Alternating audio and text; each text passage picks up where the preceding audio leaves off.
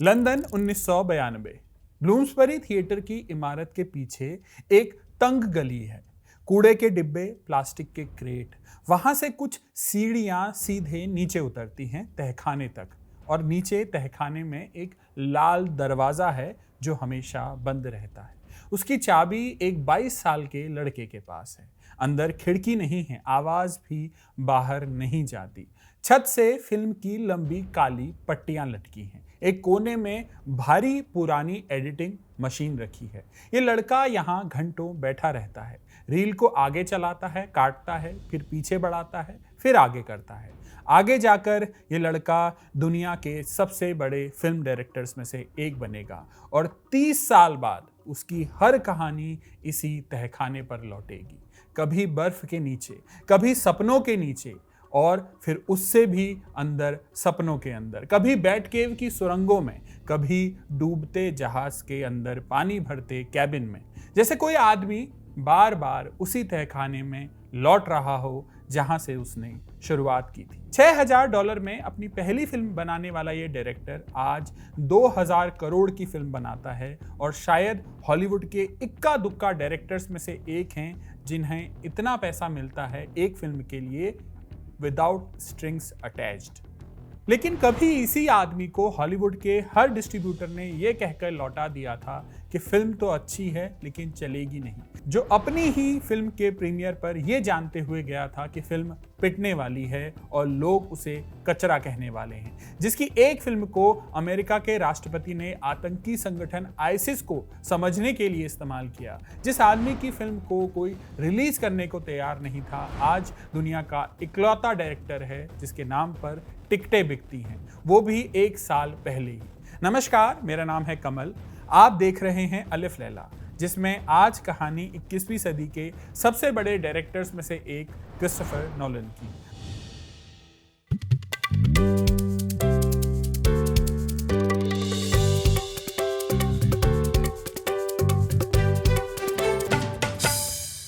आमतौर पर अलिफ लैला निखिल प्रेजेंट करते हैं। आज वो किसी कारण उपलब्ध नहीं थे, तो ये जिम्मेदारी अगेन मुझे मिली है। उम्मीद है मैं खरा उतरूंगा। तो शुरुआत करते हैं। तो फरवरी 2001 की बात है। लॉस एंजलिस के एक रेस्तरां में एक 30 साल का अंग्रेज बैठा है। पत्रकार टॉम शॉन उसका इंटरव्यू लेने आए हैं। बातचीत के बीच शॉन एक अजीब सी चीज नोटिस करते हैं। जो आदमी बैठा है वो मेन्यू को उल्टा पलट रहा है, पीछे से आगे की तरफ। पूछने पर जवाब मिलता है, मैं लेफ्ट हैंडेड हूं, मैगजीन भी पीछे से पढ़ता हूं। संयोग देखिए, उस आदमी ने अभी अभी एक ऐसी फिल्म बनाई है जो पूरी की पूरी उल्टी चलती है, आखिरी सीन से पहले सीन की तरफ। लेकिन उस दिन उस रेस्तरां में बैठे हुए नोलन सुपरस्टार डायरेक्टर नहीं थे। वो एक ऐसे डायरेक्टर थे जिनकी फिल्म को हॉलीवुड के हर डिस्ट्रीब्यूटर ने ना कह दिया था। सबने फिल्म देखी, सबने तारीफ की और सबने लौटा दी। 1 साल तक ये फिल्म डिब्बे में बंद पड़ी रही। फिल्म का नाम था मोमेंटो। इसका आइडिया एक कार ड्राइव के दौरान आया था। बात 1996 की है। क्रिस्टोफर और उनके भाई जोनाथन नोलन शिकागो से लॉस एंजलिस जा रहे थे। रास्ते में जोनाथन साइकोलॉजी की क्लास में पढ़ी एक चीज का जिक्र करते हैं। एक बीमारी होती है एंटीरोग्रेड एमनीजिया। इसमें आदमी की पुरानी यादें बची रहती हैं, लेकिन वो नई यादें नहीं बना सकता। नई यादें बनना बंद हो जाती हैं। हर कुछ मिनट में स्लेट साफ हो जाती है। जोनाथन यहां एक सवाल पूछते हैं, अगर ऐसा आदमी अपनी बीवी के कातिल को ढूंढना चाहे तो क्या करेगा और कैसे?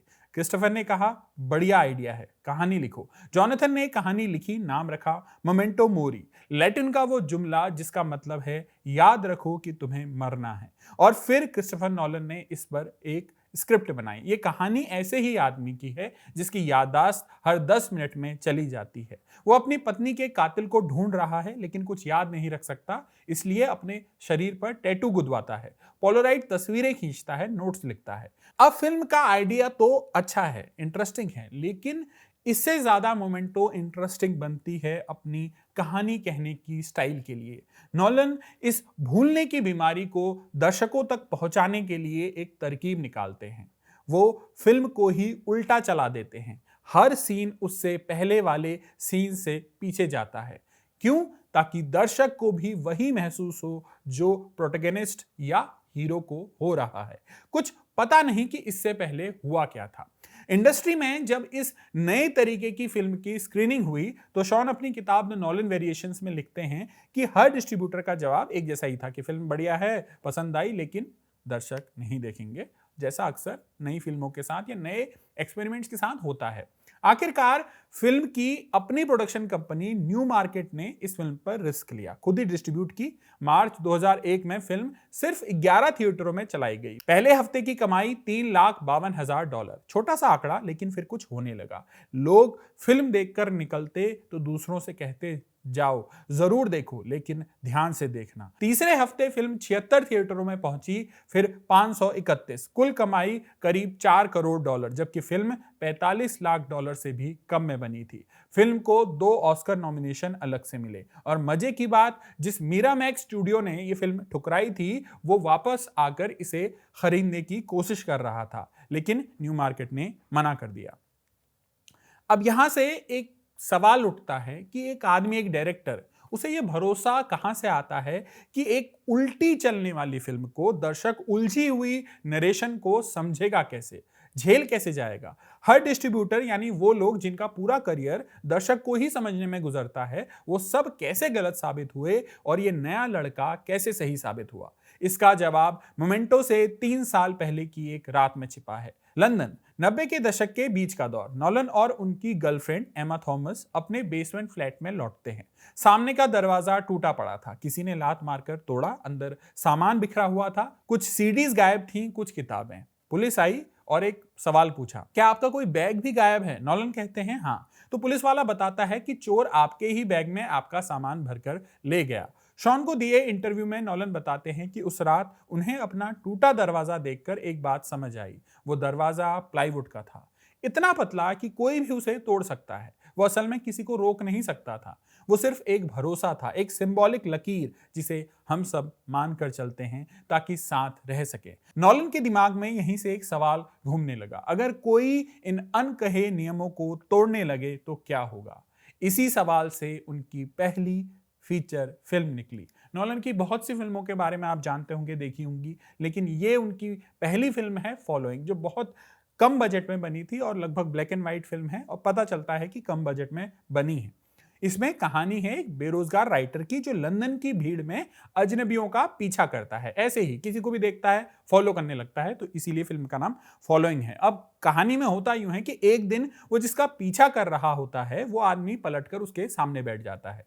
वो आदमी असल में चोर है, लेकिन अजीब किस्म का चोर। वो घरों में घुसता है चीजें चुराने के लिए नहीं, लेकिन लोगों की जिंदगी में खलल डालने के लिए। फिल्म का एक डायलॉग है, you can tell a lot about people from their stuff, you take it away to show them what they had. यानी तुम किसी की कोई चीज छीनकर ही उसे दिखा सकते हो कि उसके पास क्या था। फिल्म का बजट लगभग $6,000, आज के हिसाब से सिर्फ 5 लाख रुपए के आसपास। उस वक्त नोलन एक कंपनी में कॉर्पोरेट वीडियो शूट करने की नौकरी करते थे, उसी तनख्वाह से फिल्म बनी। हफ्ते में सिर्फ 10 से 15 मिनट की फुटेज शूट करने के पैसे थे, तो तय हुआ कि शूटिंग सिर्फ शनिवार और रविवार को होगी। हर सीन की रिहर्सल एक नाटक की तरह होती थी, ताकि ज्यादा से ज्यादा 1 या 2 ही टेक लगे, काम हो जाए। कैमरा नोलन खुद चलाते थे। एक्टरों को 2 हिदायतें थी, शहर छोड़कर मत जाना, बाल मत कटवाना, ताकि कंटिन्यूटी कायम रहे। और फिल्म की शूटिंग पूरी 1 साल चलने वाली थी। अब ये सोचिए, एक डायरेक्टर की पहली फिल्म है, लेकिन इस कम पैसे में बनी पहली ही फिल्म में नॉलन ने वो प्रयोग किया जो आगे चलकर उनकी पहचान बना। उन्होंने कहानी को सीधा नहीं सुनाया, 3 अलग अलग टाइमलाइन काटकर आपस में गूंथ दी। दर्शकों को खुद जोड़ना पड़ता है कि पहले क्या हुआ, क्या बाद में। लोग इसे तरकीब समझते हैं कि एक डायरेक्टर का एक तरीका है कहने का, लेकिन नॉलन के लिए इसके पीछे गहरे मायने हैं। शॉन की किताब में उनकी एक बात दर्ज है, वो कहते हैं, दुनिया के किसी और माध्यम में, मीडियम में ये जिद नहीं है कि जानकारी को सिलसिलेवार तरीके से ही दिया जाए। किसी नॉवल में, किसी नाटक में नहीं। ऐसा नहीं होता कि पहले ये हो फिर ये हो, क्रोनोलॉजी नहीं देखी जाती हमेशा। ग्रीक कहानियों का एग्जाम्पल देते हैं नॉलन। इसके अलावा वो पूछते हैं कि आप अखबार कैसे पढ़ते हैं, पहले हेडलाइन फिर खबर, कभी ऊपर कभी नीचे। हमारी बातचीत भी कभी सीधी लाइन में नहीं चलती। इंसान का दिमाग कहानी को टुकड़ों में जोड़ता है, घड़ी के हिसाब से नहीं।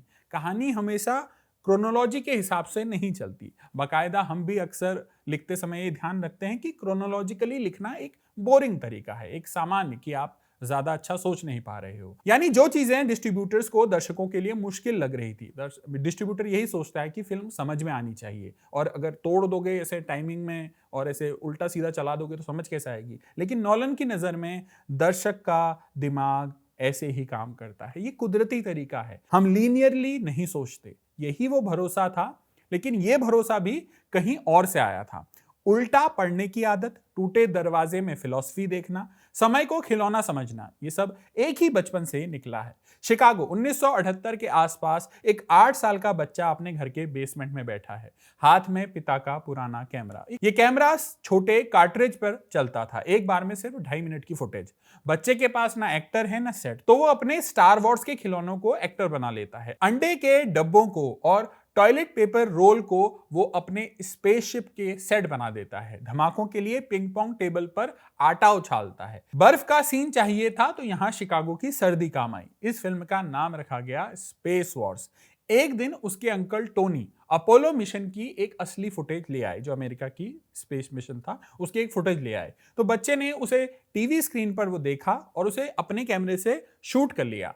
फिर इसी फुटेज को अपनी जो खिलौने वाली फिल्म थी उसके बीच में चिपका दी, ताकि देखने में लगे कि ये हिस्सा भी फिल्म का ही हिस्सा है। अब इसी प्रकरण से 36 साल आगे चलिए। 2014 हॉलीवुड के एक स्टूडियो में इंटरस्टेलर की शूटिंग चल रही है। एक्टर एक असली साइज के स्पेसक्राफ्ट में बंधे हैं जो हाइड्रोलिक मशीन पर हिल रहा है, और सामने 300 फुट चौड़ी स्क्रीन पर तारों की चलती हुई तस्वीरें प्रोजेक्ट हो रही हैं, ताकि खिड़की से दिखने वाला स्पेस असली लगे, कंप्यूटर से बाद में चिपकाया हुआ नहीं। और इंटरस्टेलर का ट्रेलर आने के बाद नोलन के पास एक फोन आया था, रोको बेलिच, बचपन के उनके दोस्त जो उसी बेसमेंट में फिल्मों के दौरान बनाते हुए साथ थे। रोको ने उनसे कहा, क्या ये वही शॉट है, वही अपोलो वाला जो बचपन में इस्तेमाल किए थे? नोलन ने जवाब दिया, हाँ। नोलन की पढ़ाई इंग्लैंड के एक बोर्डिंग स्कूल में हुई जो कभी ब्रिटिश राज के अफसर तैयार करता था। फिर वो यूनिवर्सिटी कॉलेज ऑफ लंदन चले गए, जहां उन्होंने इंग्लिश लिटरेचर की पढ़ाई की। देखिए, अभी तक फिल्म की पढ़ाई नहीं की। फिल्म की पढ़ाई के लिए उन्होंने काफी कोशिशें बाद में की, लेकिन फिल्म स्कूल में दाखिला मिला नहीं।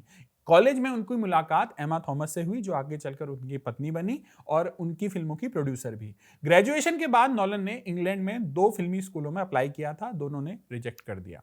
फिर इसके बाद आगे चलकर, जैसा हमने पहले बताया, उन्होंने अपनी पहली फिल्म बनाई फॉलोइंग, और फिर आई मोमेंटो। मोमेंटो हिट हुई। इस कामयाबी ने नोलन को अगली फिल्म दिलवाई, इंसोम्निया, जिसमें अल पचिनो और रॉबिन विलियम्स जैसे दिग्गज थे। यह भी फिल्म चली, स्टूडियो का भरोसा बना, और फिर वार्नर ब्रदर्स ने नोलन के सामने वो चीज रख दी जो उस वक्त हॉलीवुड की सबसे रिस्क भरी प्रॉपर्टी या डूबी हुई प्रॉपर्टी मानी जाती थी। ये था बैटमैन। 1997 में बैटमैन एंड रॉबिन नाम की फिल्म आई थी, जिसका इतना मजाक बना कि स्टूडियो ने ये किरदार ही ठंडे बस्ते में डाल दिया।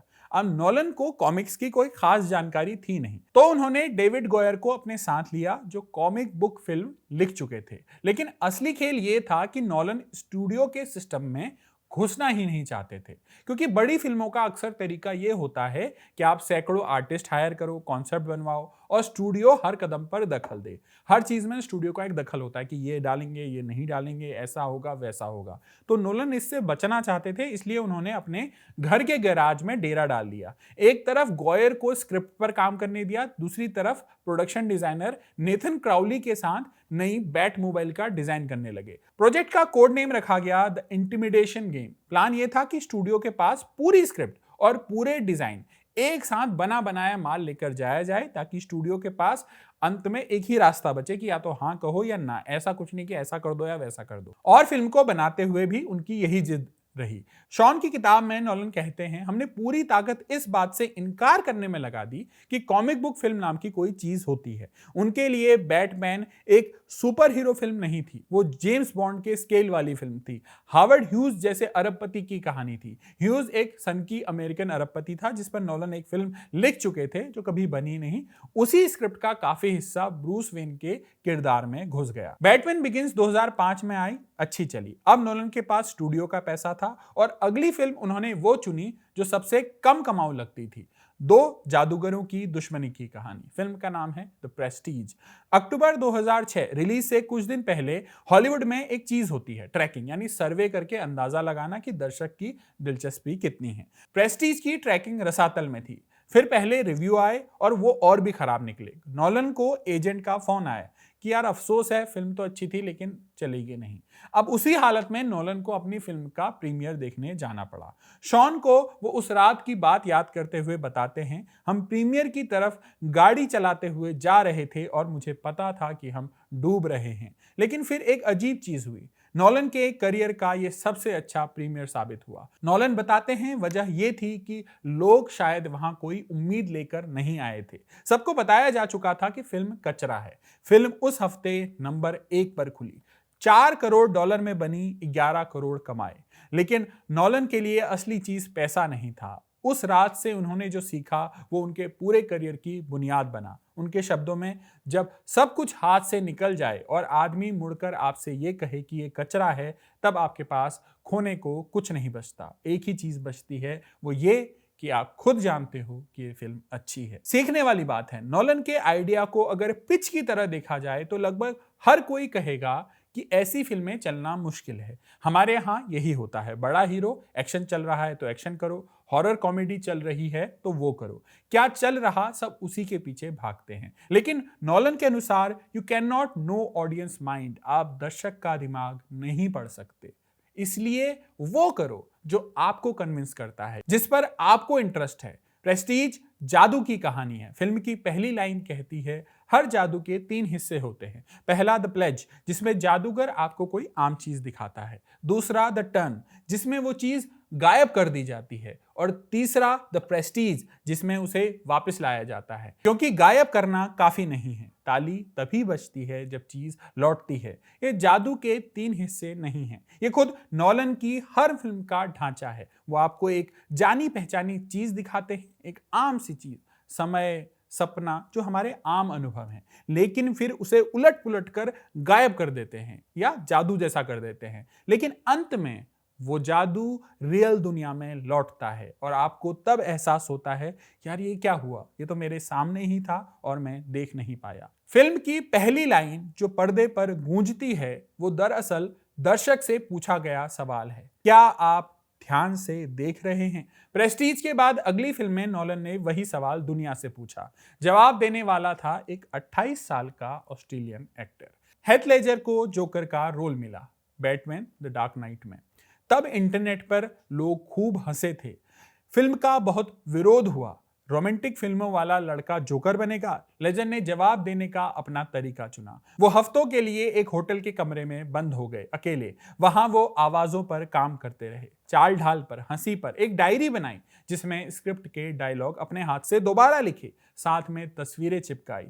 पंक रॉक गायक थे, उनकी फोटो लगाई। एक पिक्चर है बहुत फेमस, अ क्लॉकवर्क ऑरेंज, उस फिल्म का एक किरदार है जो अक्सर चीजों को तोड़ने में मजे लेता है, उसकी फोटो लगाई। मेकअप के लिए नोलन लेजर के ट्रेलर में एक पेंटिंग की किताब लेकर पहुंचे, फ्रांसिस बेकन की, वो ब्रिटिश पेंटर जिसकी तस्वीरों में चेहरे पिघलते और बिगड़ते हुए दिखते हैं। जोकर का मेकअप वहीं से आया, घिसा हुआ, उतरता हुआ, जैसे कई दिनों से लगा हुआ हो। एक दिन लेजर ने कहा, आज मेकअप मैं खुद लगाऊंगा। नतीजा 2 चीजें निकली। पहली, वो मेकअप आर्टिस्ट जितना अच्छा मेकअप तो नहीं कर पाए होंगे, जाहिर है, लेकिन दूसरी बात, उनके हाथों पर मेकअप के धब्बे रह गए। तब लेजर ने कहा, यही सही है।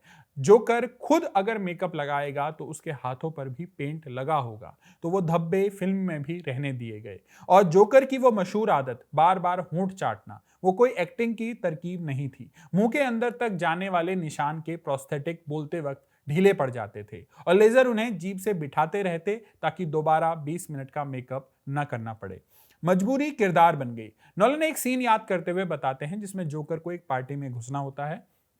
ब्रूस वेन की पार्टी है, डार्क नाइट अगर आपने देखी हो तो आपको अच्छे से याद होगा। और वहां आकर जोकर हंगामा मचाता है। तो इस सीन के बारे में नोलन बताते हैं कि मैंने हेथ लेजर को धक्का दिया कि तुम्हें तूफान की तरह घुसना है और एक शानदार जश्न में खलल डाल देना है। जब शॉट खत्म हुआ तो लेजर ने उनसे कहा, थैंक्स मुझे पुश करने के लिए। नोलन बताते हैं कि असल जिंदगी में हेथ लेजर बेहद नर्म आदमी थे, किसी को असहज करना भी उनके बस की बात नहीं थी। लेजर ने खुद नोलन से कहा, तुमने मुझे खतरनाक होने का बहाना दे दिया।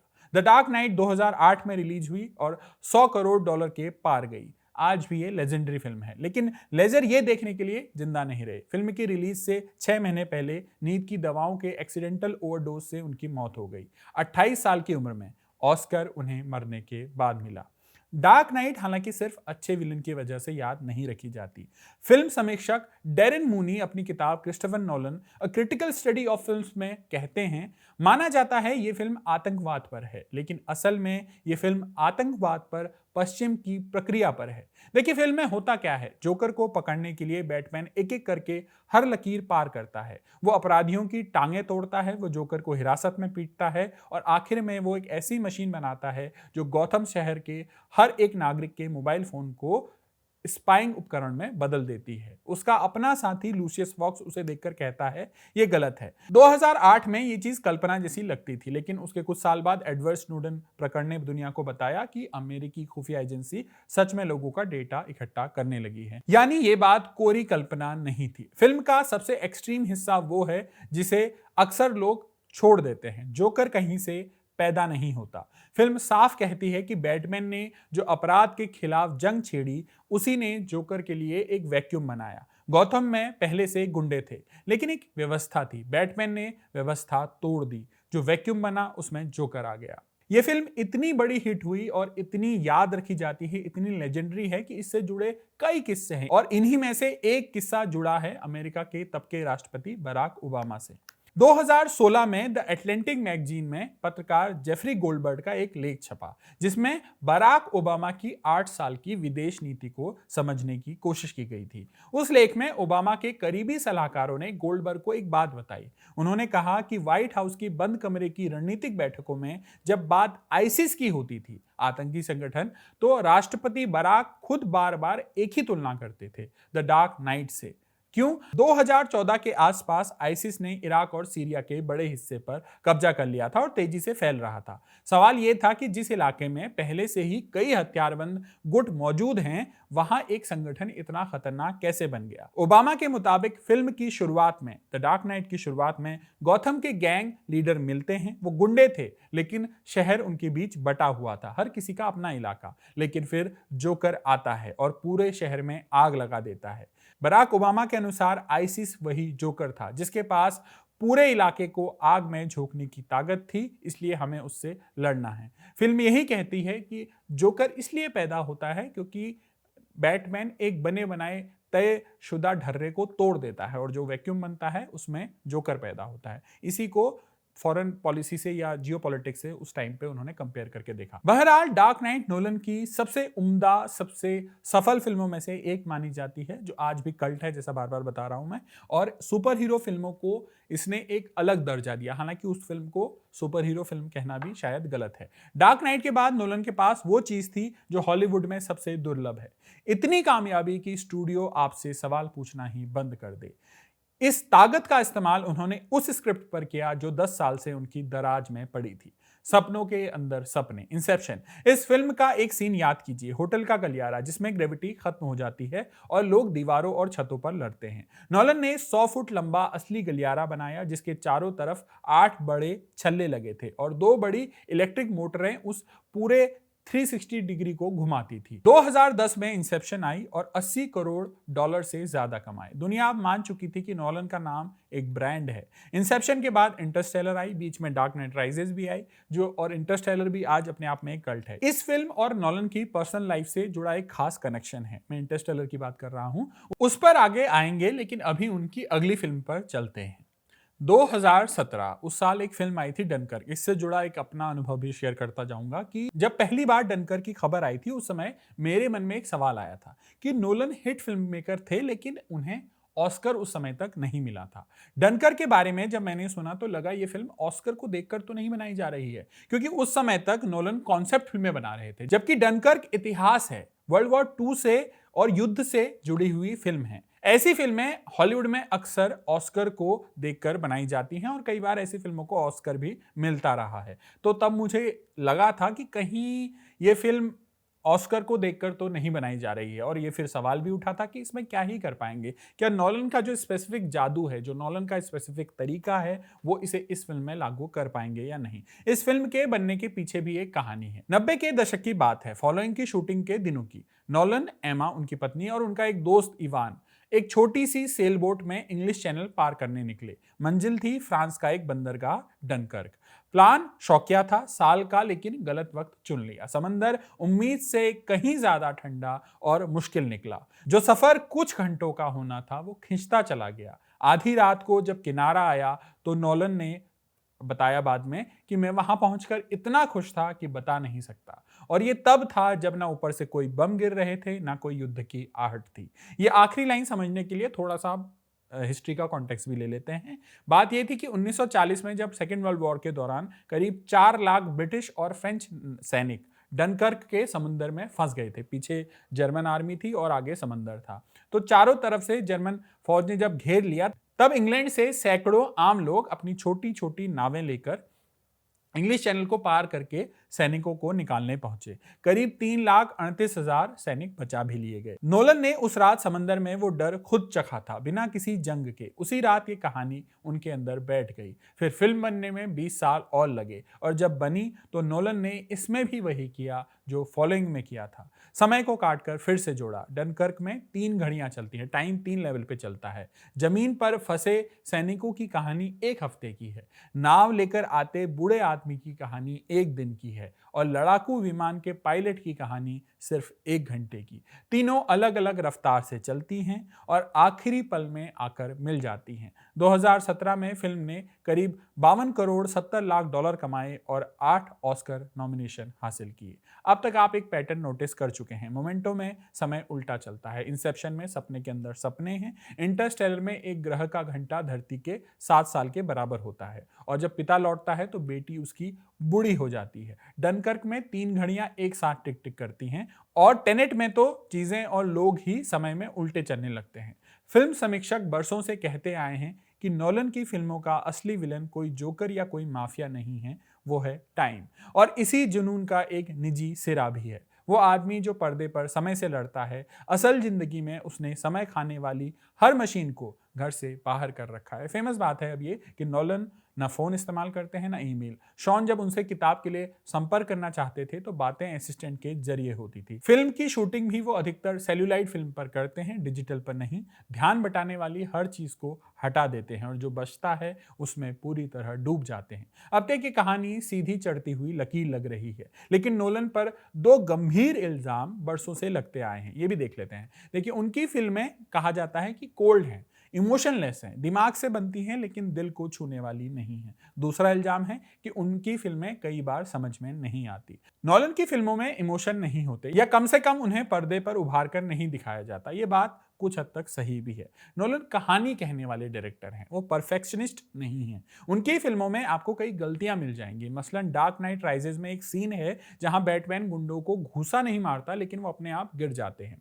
नोलन के लिए कहानी का इमर्सिव होना ज्यादा जरूरी है। वो कैमरे को मिनटों के लिए चेहरे पर रोककर नहीं रखते, इसलिए कई लोग उनकी फिल्मों के उथले और ह्यूमन इमोशन से कटे हुए होने का इल्जाम लगाते हैं। हालांकि ऐसा पूरी तरह सच भी नहीं है। इंटरस्टेलर, नोलन की इस फिल्म का असली नाम इंटरस्टेलर नहीं था। शूटिंग के दौरान फिल्म का वर्किंग टाइटल था फ्लोरास लेटर, फ्लोरा की चिट्ठी। फ्लोरा नोलन की सबसे बड़ी बेटी का नाम है। फिल्म में जो छोटी बच्ची है, मर्फ है, जिसे उसका पिता छोड़कर अंतरिक्ष में चला जाता है, वो फ्लोरा पर बेस्ड है या कम से कम इंस्पायर्ड है। एक्ट्रेस जेसिका चेस्टेन ने बताया कि जब फिल्म की शूटिंग के दौरान फ्लोरा, उनकी बेटी, सेट पे आई, तब उन्हें अचानक समझ में आ गया कि इस फिल्म का मतलब क्या है। नोलन के शब्दों में इंटरस्टेलर उनकी बेटी के नाम लिखा एक खत है। नोलन खुद 4 बच्चों के पिता हैं और महीनों घर से दूर रहकर फिल्म बनाते हैं। कूपर जब मर्फ को अपनी घड़ी देकर जाता है तो वो कोई काल्पनिक सीन नहीं है। फिल्म समीक्षक इयान नेथन अपनी किताब में लिखते हैं कि नोलन को कोल्ड फिल्म मेकर समझना एक भूल है। घड़ी के पुर्जों के नीचे जज्बात बहते हैं, आपको उन्हें ढूंढना पड़ता है। नोलन पर दूसरा इल्जाम, जैसा पहले बताया, कि फिल्में समझ नहीं आती। ये सबसे बड़ा इल्जाम जिस फिल्म पर लगा था वो है टेनेट। न्यूयॉर्कर ने इसे मिशन इनडिसाइफरेबल कहा, यानी जिसे समझा ही नहीं जा सकता। फिल्म कोविड के दौरान रिलीज हुई थी और ज्यादा मुनाफा कमा भी नहीं पाई, इसलिए इसे नॉलन के करियर की एकमात्र असफलता के तौर पर भी देखा जाता है। लेकिन पर्सनली कहूं तो ये मेरी फेवरेट फिल्म में से एक है। टेनेट की असफलता के बावजूद वो फिल्म एक रिस्क है, इतने कॉम्प्लिकेटेड आइडिया को फिल्म में उतारने की कोशिश, और उसके लिए कोई शॉर्टकट नहीं, घटिया वीएफएक्स नहीं, ज्यादा से ज्यादा रियल शॉट, ये नॉलन का यूएसपी है। इंटरस्टेलर के लिए मकई का खेत चाहिए था तो कनाडा में 500 एकड़ जमीन पर सच में मकई उगाई गई। टेनेट में एक हवाई जहाज को इमारत में घुसाना था तो एक असली रिटायर हो चुके बोइंग 747 का इस्तेमाल हुआ। यह सब बताता है कि एक आदमी अपनी फिल्म का आइडिया पर्दे में उतारने के लिए कितना डेडिकेटेड है। टेनेट के तुरंत बाद नॉलन के करियर में एक बड़ा बदलाव आया। कोविड के समय वार्नर ब्रदर्स, जिनके साथ नॉलन पहले से फिल्में बनाते आए थे, उन्होंने एक ऐलान किया कि ये कहा कि 2021 में जो फिल्में आ रही हैं वो थिएटर पे तो आएंगी, लेकिन साथ ही HBO मैक्स पर भी आ जाएंगी। नॉलन के लिए, जिन्होंने अपनी पूरी करियर में यही जिद रखी कि फिल्म बड़े पर्दे की चीज है, उनके लिए ये एक धोखा जैसा था। तो उन्होंने सार्वजनिक तौर पर सर्विस को घटिया स्ट्रीमिंग सर्विस कह दिया और बैटमैन से टेनेट तक हर फिल्म वार्नर के साथ बनाने वाला डायरेक्टर स्टूडियो छोड़कर चला गया। अगली फिल्म यूनिवर्सल के साथ बनी और वो फिल्म ऐसी थी जिस पर कोई भी स्टूडियो सामान्य हालत में पैसा नहीं लगाता। 3 घंटे लंबी R-रेटेड फिल्म जिसका हीरो एक फिजिसिस्ट है और जिसका सबसे बड़ा एक्शन सीन दरअसल एक सरकारी कमरे में चल रही सुनवाई है। एटम बम बनाने वाले वैज्ञानिक रॉबर्ट ओपनहाइमर की जिंदगी पर बनी यह फिल्म इतिहास की सबसे ज्यादा कमाने वाली बायोग्राफिकल फिल्म बन गई। मार्च 2024 की उस रात 13 नॉमिनेशंस में से 7 ऑस्कर इसने हासिल किए। बेस्ट पिक्चर और बेस्ट डायरेक्टर क्रिस्टोफर नॉलन को मिला। करियर की शुरुआत के 26 साल बाद पहली बार उस दिन स्टेज पर नॉलन ने कहा, सिनेमा अभी सिर्फ 100 साल पुराना है। सोचिए, पेंटिंग या थिएटर के इतिहास में 100 साल के मुकाम पर मौजूद होना कैसा रहा होगा। हमें नहीं पता कि यह सफर यहां से कहां जाएगा। एक सफर जो सिर्फ कहानी का नहीं है, कहानी कहने के दर्शन का भी है।